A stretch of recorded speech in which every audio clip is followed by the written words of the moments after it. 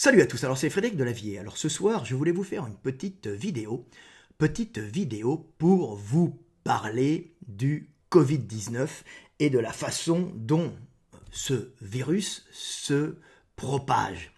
Alors pour ça, je vais essayer de vous parler un peu d'évolution pour vous expliquer, en prenant du recul sur cette épidémie, pour vous expliquer qu'elle fait partie, en fin de compte, de processus relativement connus au niveau évolutif, de processus qui permettent à des organismes de pouvoir se propager de façon saisonnière. Et pourquoi saisonnière? Et je vais vous expliquer en quoi la saisonnalité des virus est en vérité pour eux un avantage et une façon de se répandre. Alors, saisonnalité, ça veut dire qu'ils sont sur ils viennent contaminer en fin de compte et se répandre dans des individus qui, en fin de compte, les individus sont des vecteurs qui permettent à ces virus, mais ça peut être aussi des bactéries saisonnières, à ces virus de se répandre dans l'espace grâce à cette contamination. La contamination d'un virus n'est pas faite en vérité pour tuer les individus qu'il contamine, mais elle a pour but, en fin de compte, d'utiliser l'espace pour vivre sur l'individu, mais aussi de se répandre. Alors certains vont dire que les virus, comme le Covid-19, ce n'est pas la vie, parce qu'ils n'ont pas cette capacité à produire leur propre énergie. Non, le Covid-19, c'est la vie, les virus, c'est la vie, puisque les virus, c'est du matériel génétique, même s'ils n'ont pas la capacité seuls de produire leur propre énergie. Ce sont c'est du matériel génétique, c'est-à-dire c'est un code de réplication qui permet justement de répliquer en utilisant les éléments chimiques qui sont autour de lui et en utilisant les cellules qu'il contamine, de se répliquer et de coloniser l'espace et le temps au passage. Donc c'est de la vie, la matière, étant en fin de compte qu'on appelle la matière morte, mais rien n'est mort, puisque l'univers est vivant, puisqu'il génère la vie, et sans l'univers il n'y a pas de vie, il n'y a pas de limite, en vérité c'est un continuum, si vous voulez, vivant.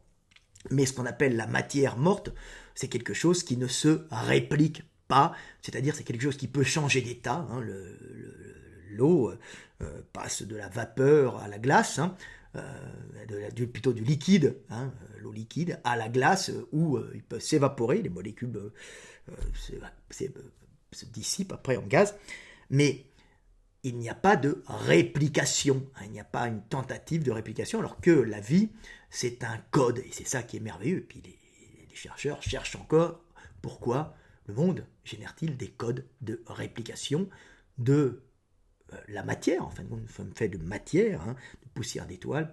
Pourquoi l'univers cherche-t-il à répliquer, avec des erreurs bien sûr, ce qui fait évoluer la vie. Et ça, c'est la grande question. Donc, le Covid-19 est un saisonnier. Alors c'est un saisonnier, bien sûr, ce sont des virus qui mutent, qui évoluent avec le temps et qui évoluent avec les animaux qu'ils contaminent ou dans lesquels ils vivent. Ils peuvent être dedans sans avoir aucun effet sur ces animaux, comme ils peuvent être, comme chez les hommes, être dans les hommes et à ce moment-là pouvoir même créer des inflammations, des bronches. Alors des fois il n'y en a même pas, ou des poumons. Des fois il y a des porteurs sains qui l'ont en eux, qui peuvent même contaminer, mais ça ne se voit pas. Il faut dire que les gens qui contaminent le plus avec le Covid-19, c'est quand même ceux qui expectorent, qui sont malades, qui toussent, qui sont complètement irrités des bronches. Vous allez voir, c'est quand même un système biologique fait pour, en fin de compte, que cette vie puisse se répandre dans l'espace et le temps. Alors, les saisonniers respiratoires, qu'ils soient bactériens ou virales du Nord, sont en général des microbes qui ont évolué en parallèle avec les vertébrés à sang chaud qui étaient dans ces zones à saison marquée, c'est-à-dire avec un hiver relativement rigoureux et un été plus chaud, c'est-à-dire une bonne saison où la vie foisonne et on peut manger, comme on veut, et une période plus difficile où il faut stocker, faire des réserves de gras, ou à ce moment-là essayer de chasser des animaux qui ont fait des réserves de gras. Mais dans tous les cas, l'hiver, ça devient plus dur. Alors, s'il y a des pathogènes respiratoires, c'est en fin de compte qu'il y a cette vie qui s'est adaptée à ces vertébrés à sang chaud depuis des centaines, on va dire des dizaines, des dizaines de millions d'années, qui vit en fin de compte en symbiose quelque part, parce qu'ils ont des utilités aussi, tous ces virus, pour la régulation des populations aussi, puisqu'ils emportent les vieux, ils emportent les faibles, ils emportent ceux qui sont un peu tarés génétiquement, et qui seraient en fin de compte pour le macrocosme, c'est-à-dire le milieu dans lequel vivent les espèces, vivent les individus, toute cette vie, toute cette biosphère du Nord, on va dire, s'il n'y avait pas des virus, il y aurait une destruction beaucoup plus rapide du biotope, puisque la vie consomme de l'énergie. Donc c'est un système de régulation, mais c'est aussi un système qui permet de sélectionner les individus les plus résistants, mais aussi qui permet de générer, des fois par réaction, des mutations qui sont utiles, par inflammation, au développement des espèces, puisque les mutations sont souvent négatives, mais il s'avère qu'elles sont parfois positives et qu'elles entraînent une adaptation du vivant au milieu qui change en permanence, puisque le milieu vivant, le milieu est fait de matière, mais aussi de vivant, et ce milieu changeant en permanence, la vie qui est à l'intérieur doit s'adapter en permanence, et ça passe aussi par ces mutations. Alors, le Covid-19 fait partie justement de ces microbes, de ces pathogènes respiratoires saisonniers. Alors pourquoi saisonniers? Parce qu'en général, tous ces microbes qui se révèlent en fin de compte beaucoup plus dangereux en début d'hiver et surtout après en fin d'hiver, au début printemps, comme on a pu voir l'année dernière avec cette épidémie qui est montée crescendo, par exemple chez nous en Europe, et on voit aussi que début d'automne ça allait, même si le virus était là, il est toujours présent, le virus ne disparaît pas, il reste présent, mais il est quasiment invisible parce qu'à ce moment-là, il est moins virulent et les individus sont plus résistants aussi. C'est une conjonction de ces deux effets. On pourrait faire deux courbes qui se rencontrent. Donc ce qui se passe, c'est que ce sont des virus, des microbes, tous ces saisonniers, qui cherchent l'efficience, c'est-à-dire dépenser le minimum d'énergie pour avoir le maximum de résultats. Et si ces virus avaient une réplication rapide, en plein été, sur des individus pleins de vitamines, pleins de soleil, pleins d'énergie, mangeant comme ils le veulent, ils seraient tout de suite repérés par le système immunitaire de tous ces vertébrés à sang chaud qu'ils contaminent, puisque c'est un milieu, les vertébrés à sang chaud, qui a une température en général uniforme, quasiment uniforme, sauf dans les bronches, ça peut varier l'été et l'hiver. Donc, si ces virus ou ces bactéries, donc ces saisonniers, ces pathogènes, ces microbes respiratoires, étaient programmés pour avoir une réplication rapide toute l'année, ça serait une perte d'énergie puisqu'ils se répliqueraient pour rien quasiment en plein été et ils seraient tout de suite localisés par l'organisme qui pourrait à ce moment-là créer des anticorps et les dégager au maximum, donc créer mais ça ne marcherait pas très très bien pour pouvoir se diffuser dans le temps et l'espace. Donc qu'est-ce qui se passe?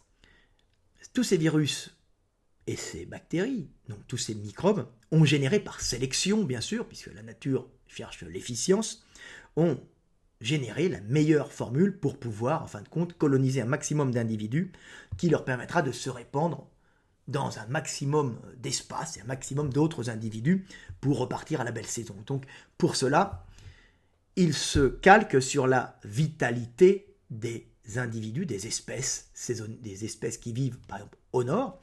Donc, ces espèces qui ont en général une baisse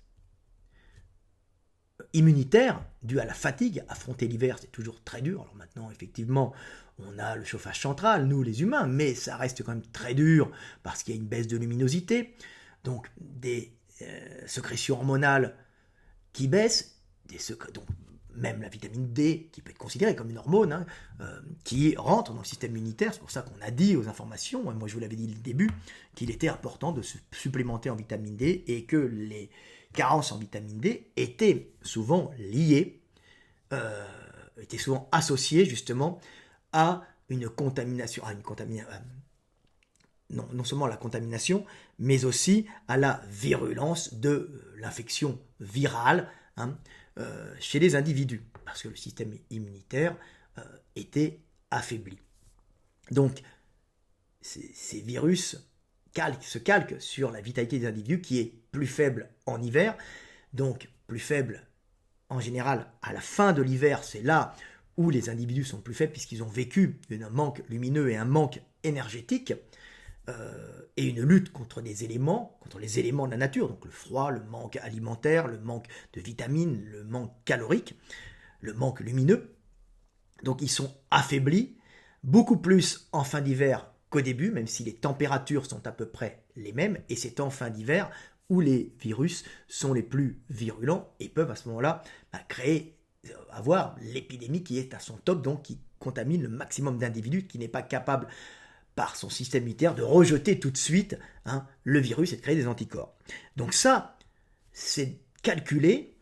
C'est pour ça que quand on arrive en début de saison de froide, c'est-à-dire en automne, le virus repart parce qu'il est programmé pour se répliquer plus rapidement à certaines températures. Alors pour celui-là, on imagine bien que c'était une vitesse de réplication qui devait être entre 0 et 10 degrés à peu près, peut-être un peu plus, on ne sait pas, mais en général, il y a qui varient en fin de compte de virus à l'autre. Il y a plusieurs types de virus qui peuvent s'adapter à d'autres climats aussi, mais on va dire que les saisonniers du Nord, c'est ça en général.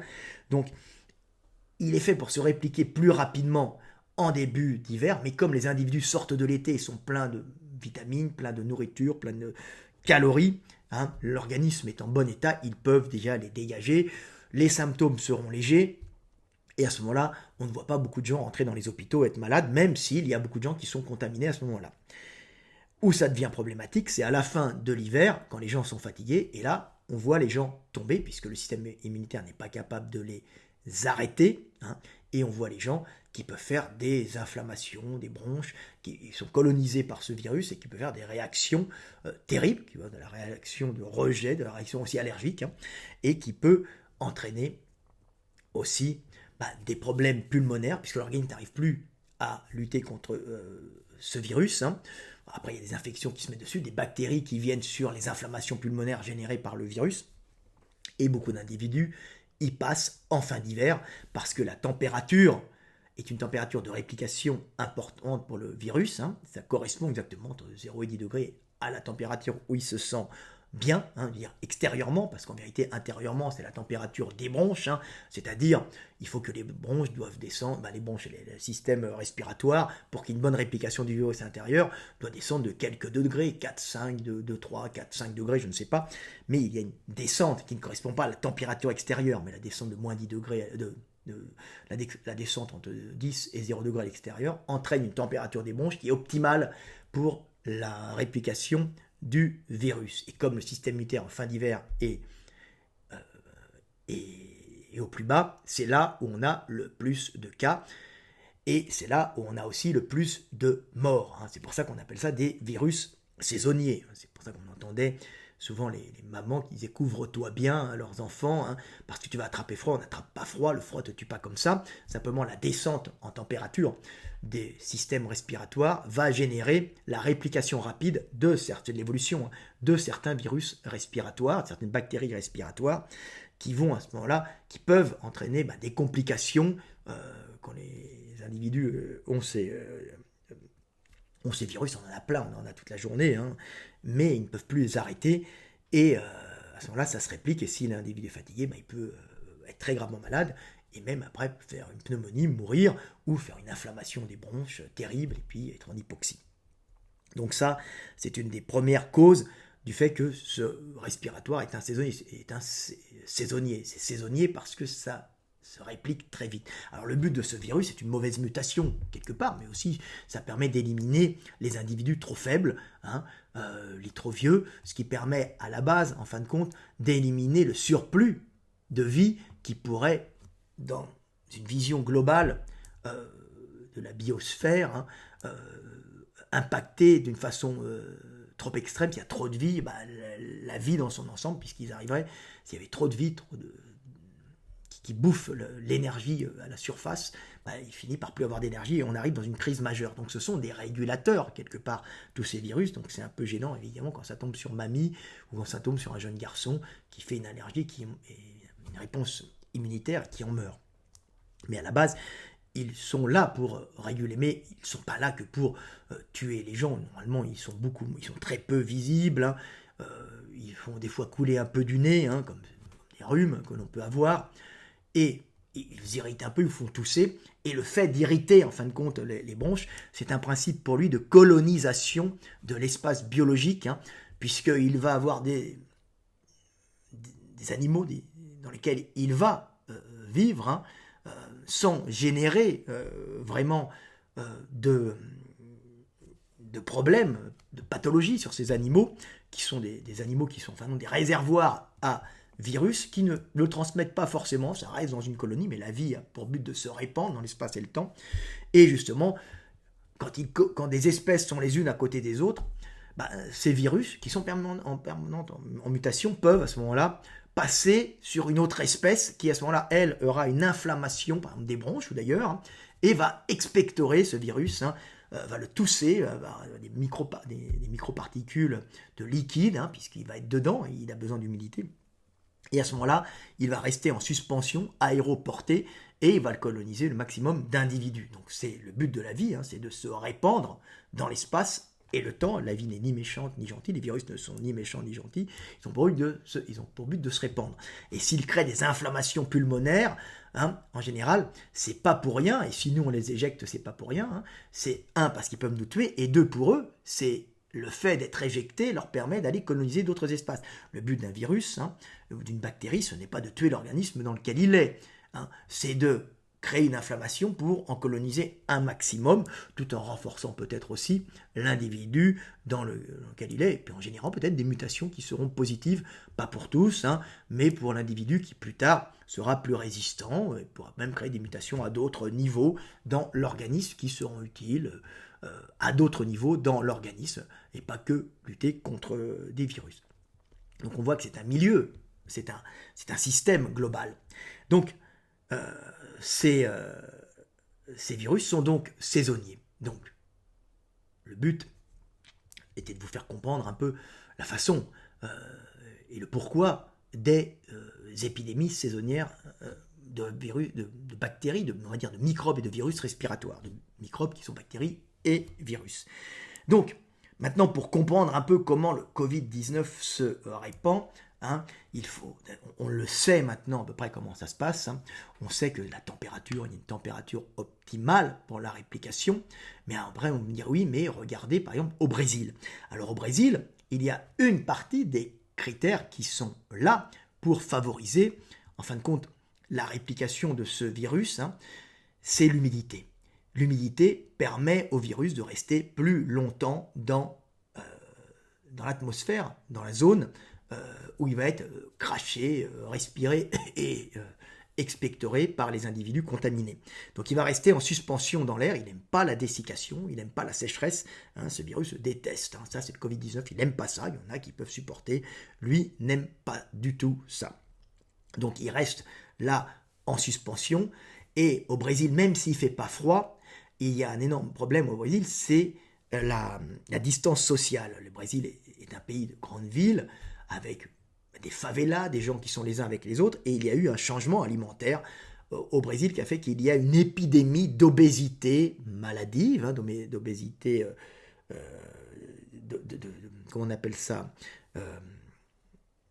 morbide, d'obésité morbide, qui est due à un changement alimentaire de ces 20 ou 25 dernières années. On a vu arriver le junk food, la bouffe dégueulasse, puisqu'avant le Brésil avait des légumes, avait beaucoup de viande, avait beaucoup de nourriture de qualité, même les pauvres avaient la particularité d'avoir le pays pauvre qui avait le plus de viande par individu, de kilos de viande par individu.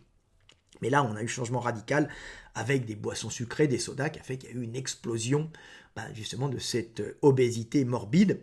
Et on sait très bien que s'il y a une inflammation du système respiratoire, les obèses vont vite faire des hypoxies.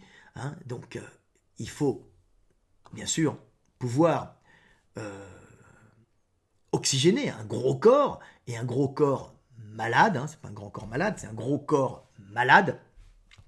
C'est dur à oxygéner, ça demande beaucoup d'oxygène, et si les poumons commencent à être atteints, la personne risque de faire de l'hypoxie. À ce moment-là, ce ne sont pas que les muscles qui vont avoir des problèmes, c'est aussi tous les organes essentiels à la vie, et vous allez avoir un début de dérèglement, et à la fin, la personne meurt parce que ses organes vitaux sont en hypoxie tout simplement. Donc c'est pour ça que les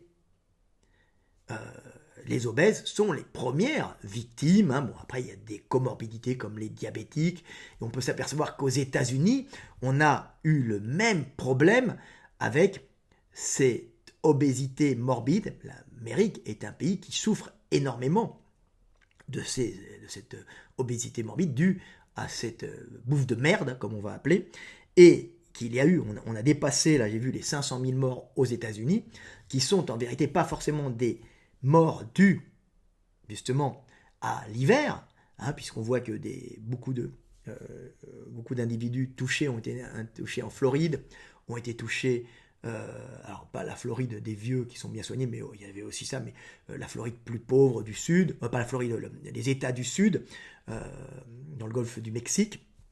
Toute cette zone a été très très frappée parce qu'il y a une pauvreté générale qui est liée aussi à une obésité, et que les gens partent comme ça à toute vitesse parce que l'obésité et inflammation pulmonaire, tu es dans la merde. Surtout en plus si tu es africain ou afrodescendant, ou les Africains en général une capacité pulmonaire plus basse, plus petite que celle des Européens, puisqu'ils n'ont pas le même système de thermorégulation, puisque l'Européen est fait en général pour produire de la chaleur, donc avec de grands poumons, c'est qui mettent de l'oxygène dans le sang, et du travail musculaire dans le bas des jambes par exemple. Ce sont des principes évolutifs qui fait qu'ils ont des plus grands poumons. Tous les gens qui font de la plongée sous-marine, en tout cas les pros le savent très bien, que la capacité pulmonaire des afrodescendants et des Européens n'est pas la même. Donc vous tapez un afrodescendant obèse aux États-Unis avec un Covid-19, et puis vous avez un gars qui va sûrement mourir par hypoxie. C'est catastrophique. Alors, on ne meurt pas par hypoxie, on meurt toujours comme ça par hypoxie, mais pas forcément pour les poumons. On peut avoir des dérèglements, des chocs immunitaires.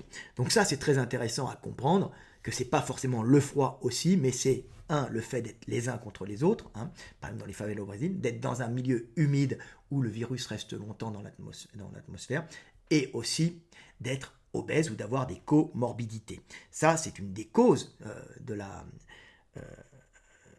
mortalité extrême de ce virus. Mais une autre cause, c'est, comme je dis, c'est la température, le froid. C'est pour ça que, par exemple, l'été dernier, vous avez eu des clusters dans des zones comme Laval ou en Allemagne. C'était des zones où il y avait des abattoirs. Et dans ces abattoirs, il y avait des travailleurs détachés roumains.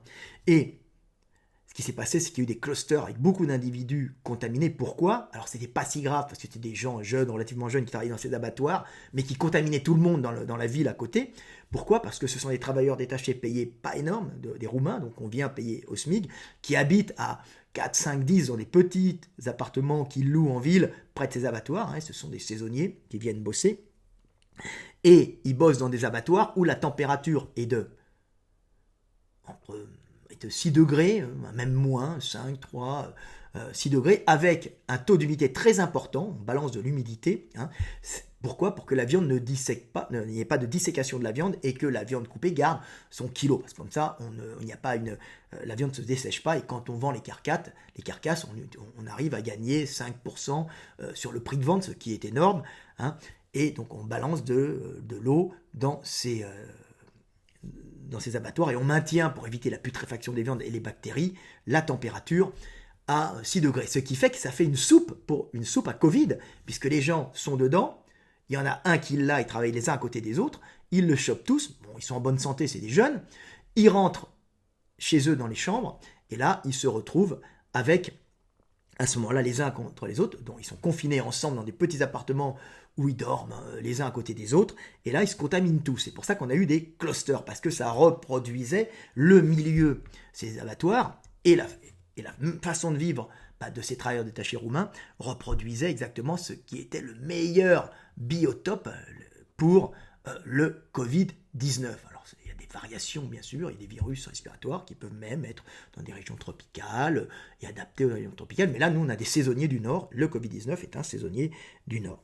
Donc ça c'est une des causes. Moi, je vous parle du principe évolutif, je ne vais pas vous parler des vaccins, tout ça. D'abord, c'est très très dur je n'ai pas assez de recul là-dessus. Je ne suis pas un spécialiste de la biologie moléculaire. Mais voilà une des causes. Moi, ma spécialité, c'est l'évolution. Donc voilà une des causes du développement, en fin de compte, de la propagation importante de ce virus dans certains lieux. Alors il y a d'autres facteurs de propagation du Covid-19, c'est l'environnement, alors si je vous dis c'est l'humidité, mais c'est aussi la stagnation de l'air, donc on se retrouve, et la pollution. Pourquoi la pollution ? Alors vous avez des cocktails, le cocktail lithique, le cocktail de la mort, ce sont des zones encaissées, où il y a une température relativement froide, avec un taux d'humidité élevé, et avec une pollution importante. Alors on retrouve ça dans des zones industrielles comme la plaine du Pô, ou bien dans le Grand Est, où c'est un bassin entre des montagnes, où l'air stagne, et en plus ce sont des zones de passage, il y a beaucoup de gens qui passent, donc beaucoup de gens qui peuvent vous contaminer. Alors par exemple, le cas typique de la plaine du Pô, c'est que c'est extrêmement pollué avec une grosse industrie, polluante, bien sûr. Beaucoup de vieux, parce que les Italiens font attention à leurs vieux. Donc vieux égale système immunitaire plus bas, donc risque de ne pas réagir bien et par rapport au Covid, de ne pas arriver à le dégager. Donc on a humidité, puisque l'hiver c'est relativement humide, donc c'est pollué, c'est humide, l'air stagne, et on a des zones où le Covid reste en permanence dans l'air, et à ce moment-là, contamine tout le monde. Alors, ils ne vont pas contaminer les gens dans la rue, parce que c'est une question de dosage, de charge virale, ça peut arriver dans les rues commerçantes, mais l'air humide pénètre partout, c'est humide, c'est froid, c'est pollué, les particules de pollution, de calamine, des poussières, s'agglutinent avec de l'eau, ce qui fait une espèce de petite bulle dans laquelle le virus peut survivre beaucoup plus longtemps, et à ce moment-là, il peut être inhalé en plus grande quantité, puisque ce n'est pas un virus qui est inhalé qui va vous tuer, mais c'est l'inhalation permanente de beaucoup de virus qui fait que vous allez avoir des problèmes. C'est pour ça que si vous êtes dans une zone confinée, dans un couloir, dans un appartement, c'est froid, c'est humide, même s'il y a le chauffage, le virus est dehors, il survit, il rentre à l'intérieur, c'est humide, c'est pollué, il y a de l'humidité, ça rentre à l'intérieur, votre organisme essaye à chaque fois de lutter, au bout d'un moment il n'en peut plus, et il se fait dépasser par le Covid, et vous avez à ce moment-là une réaction plutôt très importante, et qui peut, chez les personnes avec un système immunitaire faible, comme les vieux, il y a beaucoup de vieux en Italie, il y a beaucoup de vieux, les gens sont morts par milliers, dizaines de milliers. Les vieux sont morts par dizaines de milliers parce qu'il y avait ce microcosme, il y avait cette plaine du Pô qui était, en fin de compte, qui avait toute cette pollution soufflée par les vents du sud qui était bloquée entre les Alpes et les Apennins, pour les gens regarderont. Et en fin de compte, ça fait le chaudron de la mort, parce que c'est froid, humide et pollué, et c'est un problème. On a eu la même chose dans le Grand Est. Le Grand Est, c'est une zone de passage, il y a le canal rhodanien qui monte là-bas, les gens montent, descendent, ils vont là-bas, ils passent de l'Allemagne au sud, c'est une route commerciale, donc il y a beaucoup d'échanges, donc échanges commerciaux, échanges viraux, on a vu avec la Chine, échange avec la Chine, hop, on l'a tous chopé. Quand il y a des individus qui bougent, tu récupères leur richesse et aussi leur merde, c'est la base. Donc il y a beaucoup de passages, et nous avons le canal là-bas, en haut, au nord, bloqué dans les contreforts à l'est, entre l'Allemagne et la France, où il y a des contreforts de montagne, où c'est froid, humide, et c'est sec, mais ça peut être froid et humide, et c'est très pollué, avec les pollutions qui viennent d'Allemagne et qui se bloquent là-dedans, et ça fait un nid à Covid, puisqu'on s'est aperçu, maintenant ils le savent, je l'avais dit dès le début, moi, que la pollution, alors moi je crois que c'est pas que ça irritait les bronches, mais pas que, ça irrite les bronches, donc ça vous permet, ça augmente l'inflammation, et en plus, le fait d'avoir toutes ces particules fait que l'humidité, l'eau se met un peu dessus, les particules d'eau, comment ça s'appelle capillarité se mettent dessus, et vous vous retrouvez avec des des petites sphères à Covid en suspension dans l'air, dans ces zones-là. Alors là-dessus, on sait très bien aussi que le fait d'être confiné et d'avoir un espace social proche fait qu'il y a beaucoup de Covid-19 et l'espace entre les individus joue aussi énormément quand vous êtes les uns sur les autres, hein, comme les Espagnols qui sont tout le temps entre eux, et quand vous êtes très tactile, ben, vous risquez plus de contaminer le voisin. Hein, même s'il n'y a pas beaucoup de gens, vous dites un bonjour, faites la bise, c'est un risque énorme de contamination, bien sûr, au Covid-19. Donc on voit par exemple que l'Espagne a été très contaminée, l'Allemagne était un peu moins. Alors ils ont un super système médical, je vous l'avais expliqué, qui était dû au fait qu'ils n'ont pas eu par rapport à la France de réforme, de centralisation des hôpitaux. Hein. Nous, on a perdu beaucoup d'hôpitaux. C'est une catastrophe, hein, de mauvaise gestion qui était faite au début en phase d'économie, mais qui s'est avérée catastrophique en période de Covid. L'Allemagne, elle, est en fait de Länder. Les Länder préfèrent perdre de l'argent avec les hôpitaux pour, en fin de compte, conserver un tissu social et un tissu médical qui permet d'employer les gens et d'attirer les gens dans leur Länder pour les faire travailler. Donc quand c'est bien médicalisé, quand il y a des usines, les gens y viennent. Donc c'est pas un État centralisé, l'Allemagne, hein, ce sont des Länder, et c'est un État de coalition de Länder qui sont Bundestag, là je sais pas quoi, et en fin de compte, Merkel est très limitée par rapport à Macron en pouvoir. Elle a du pouvoir que sur la politique extérieure, il gère l'Europe avec les Länder derrière. Donc eux, ils ont tenu comme ça, ils ont moins de distance sociale, les espaces sont plus grands, quand vous allez dans les métros, sur les autoroutes, dans les restaurants allemands, vous n'êtes pas collés les uns contre les autres, le mètre carré coûte moins cher, il n'y a pas de centralisation, donc il y a beaucoup de villes de taille grande, moyenne, mais pas aussi grande, des fois que Paris, Marseille, tout ça, qui sont des nids, en fin de compte, à Covid. Hein. Et les gens sont les uns contre les autres, aller dans un troquet parisien, hein, avec des étudiants, vous êtes sûr qu'ils vont tous s'infecter, ils sont tous collés les uns contre les autres. En Allemagne, même dans les tavernes, ils vont garder un espace. Donc ça joue énormément l'espace. Hein. Vous voyez, moi je vis en Hongrie. En Hongrie, l'espace personnel, hein, est beaucoup plus important et la distance sociale entre les individus est beaucoup plus importante. Ça joue énormément aussi. Donc on voit qu'il y a des choses qui jouent. Mais on sait à peu près comment on se contamine. Il y avait eu, je crois que c'est en Corée, où il y avait eu une étude, peut-être au Japon, mais en Corée, une étude sur un groupe qui allait à un séminaire bouddhiste. Le Monde, les vidéos de Le Monde avaient fait un bon truc dessus, où ils avaient réussi à trouver qui était, en fin de compte, le vecteur, le super contaminant. C'était une vieille dame qui devait tousser à fond dans le bus, et on s'est aperçu que dans le bus qui menait à une conférence bouddhiste religieuse, les gens étaient tous avec pendant le transport qui a duré quelques heures, et on s'est aperçu en faisant les analyses que c'était les gens qui étaient près des fenêtres qui étaient le moins contaminés, donc ceux qui avaient le plus d'air, et on s'est aperçu à ce moment-là que le Covid était aussi aéroporté, mais par contamination longue. Ça veut dire que c'est le fait de rester dans un endroit permanence avec du virus. Alors évidemment, les masques, c'est un énorme avantage, puisque ça empêche la personne qui est porteur de ce virus, si elle est malade, d'expectorer plein de petites bulles de virus, et ça bloque tout dans les fibres, même si ça marche pas tellement, ça bloque les particules de salive, d'eau, en fin de compte, avec du virus dedans, puisqu'il n'aime pas la dessiccation. C'est pas parce qu'on retrouve des restes de virus, hein, par terre ou ailleurs, qu'il est contaminant. À partir du moment où il est enlevé de son milieu, il est peu contaminant. Hein. Il faut qu'il reste dans un milieu humide.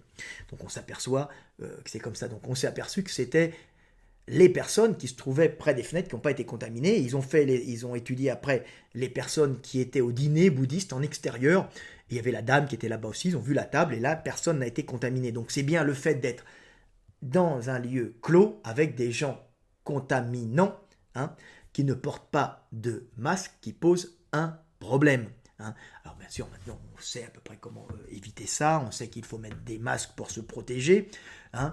Quand on est dans les hôpitaux, quand on soigne les gens qui opèrent ont des combinaisons, hein, pour éviter, parce qu'un chirurgien, ça vaut cher, ça sauve plein de vies, t'as pas intérêt à ce qu'il soit malade, comme un infirmier, donc t'as des masques extrêmement bonne qualité, mais pour les gens de tous les jours, ce qui compte, c'est avoir des masques, surtout qui les empêchent de balancer des postillons partout et de balancer des petites particules qui resteront en suspension. Tu n'as pas besoin d'avoir la même qualité, bien qu'il faut quand même en avoir, mais il faut avoir des bons masques. Mais ce n'est pas l'essentiel. L'essentiel, c'est de bloquer le virus dans les fibres. Hein. Tu peux quand même avoir de l'air qui passe, c'est pas le plus dangereux. Donc voilà à peu près, on sait à peu près comment on se contamine. Maintenant, pour les méthodes pour se soigner, regardez, il y a ils sont encore en train de chercher, il y a les vaccins, on a fait d'énormes progrès, on est en train d'en chercher. Moi, je n'avais pas encore été vacciné, j'attends de voir, de toute façon ici où je suis, c'est le vaccin russe. Il y a des vaccins de tous les pays, ce n'est pas le sujet de ma vidéo. Hein. Le sujet de ma vidéo, c'est de vous expliquer comment ce virus se propage et pourquoi il se propage, quels sont les facteurs aggravants. Vous avez vu, facteurs aggravants, c'est obésité, système immunitaire faible, comme pour les vieux. Plus on vieillit, plus notre système immunitaire baisse. Hein. Comorbidité, ça c'est les facteurs aggravants. Puis il y a des facteurs géographiques, hein, l'encaissement, l'humidité, le froid, la pollution, hein, facteur humain aussi. Il y a l'espace personnel aussi qui joue. On sait très bien que dans les métros, c'est là où on se contaminait le plus. Hein. On l'attrapait dans le métro et on allait à la maison le passer à papy-mamie. Hein. C'est le problème aussi, hein, des lieux confinés. Mais on l'attrapait dans le métro. Quand il n'y avait pas les masques, c'était terrible. Voilà, donc petite vidéo, voilà, je vous expliquais la saisonnalité, l'histoire des virus, pourquoi ils sont comme ça, ils ne sont pas méchants, un virus n'est pas fait pour tuer, il est fait, lui, ni méchant ni gentil, il est fait pour transmettre, en fin de compte, son code génétique, comme nous le faisons aussi dans le temps et l'espace. Et puis si les virus sont encore là, c'est qu'ils ont obligatoirement une utilité pour la vie dans sa globalité, même si celui-là est trop virulent et emporte beaucoup trop de personnes. Hein, je ne parle pas d'innocence, hein, je parle de personnes, tout le monde est innocent quelque part. Hein, mais c'est quelque part, c'est un dérèglement, mais la vie est faite de dérèglements, hein, et d'oscillations, hein, de dérèglements et de rectification de ces dérèglements permanents. On oscille, hein, entre le trop et le pas assez pour trouver la voie du milieu. Voilà, je pense que j'ai tout dit. Voilà, c'est à peu près tout. Hein. Je regarde un peu, j'ai parlé de l'Europe, la saisonnalité, le fait qu'on n'est pas... Voilà, alors c'est pour ça que vous n'en avez pas trop, par exemple, j'ai vu à Dubaï, hein, les mecs, ils n'en ont pas trop. Ils l'attrapent, hein, le Covid, mais comme ils sont en pleine santé, comme c'est très sec plutôt, et la température est élevée, le Covid se réplique lentement. Il lui faut quand même une température basse des bronches pour se répliquer. Et donc ils en ont pas tant que ça là-bas. Ils en ont, mais bon, ça passe. Vous avez vu qu'en Afrique, ça passe pas tant que ça parce qu'en fin de compte, le milieu n'est pas propice, hein, à la réplication rapide du virus, même s'il est là, les organismes peuvent très bien s'en débarrasser. C'est la même chose, je dis tout le temps. Je crois que je connaissais des gens dans l'océan Indien. C'est pas Mayotte, merde, c'était Mayotte, je crois. Je me souviens plus qui était à Mayotte, qui disait tout le monde est malade, mais on n'a pas eu de mort. Alors après, le problème, c'est que si tu tombes sur des populations d'obèses dans des régions où même le Covid se réplique lentement, si c'est des obèses, ça va être beaucoup plus grave que des obèses morbides que si c'était des gens normaux, hein, qui auraient pu évacuer ce virus très rapidement par une bonne réponse du système immunitaire. Voilà, petite vidéo du soir, espoir. Je vous aime et paix sur terre.